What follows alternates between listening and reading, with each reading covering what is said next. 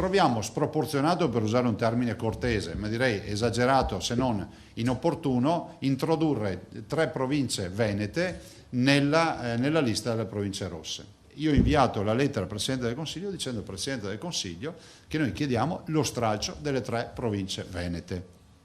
Non è un atto di responsabilità, capiamo che ogni situazione è una storia a sé. Io spero che qualcuno a Roma si metta la mano sulla coscienza, perché o ci si fida di un comitato scientifico del governatore oppure non ci si fida. È un vero e proprio braccio di ferro quello che il governatore del Veneto Luca Zaia ha avviato nelle ultime ore con l'esecutivo nazionale, che di prima mattina, dopo una lunga notte, ha diramato il decreto con cui si chiude mezzo Veneto, in particolare le province di Treviso, Venezia, Padova, isolandole di fatto dal resto della regione. Con questo decreto ci ritroviamo ad avere una regione spaccata quasi a metà, 4 province da un lato che hanno l'articolo 2, che hanno, diciamo, delle misure da adottare, e secondo me sono misure serie che vanno adottate, e poi l'altra parte della regione con 3 province, Padova, Treviso e Venezia, che hanno la parte prima del decreto con misure ancora più severe. Un Veneto a metà, ma soprattutto senza risposte, perché il decreto lascia molti punti in sospeso, soprattutto sul fronte degli spostamenti, non solo fuori le zone rosse ma anche al loro interno, imprese e associazioni di categoria nel caos,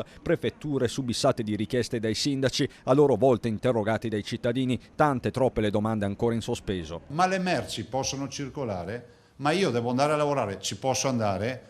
Ma devo andare a pranzo dai miei genitori oggi, posso trasferirmi oppure devo restare a casa?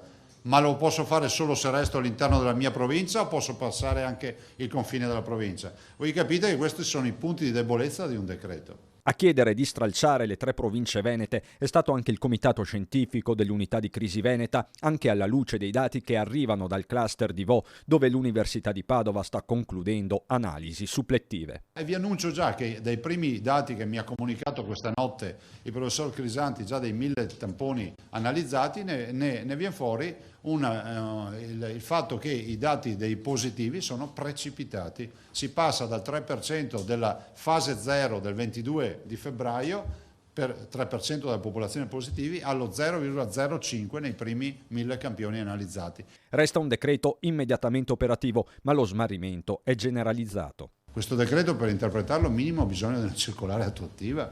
Cioè, così è difficile dare una risposta ai cittadini. Pensate sulla movimentazione. Posso muovermi all'interno della provincia per lavorare, ma se io lavoro fuori dalla provincia cosa accade?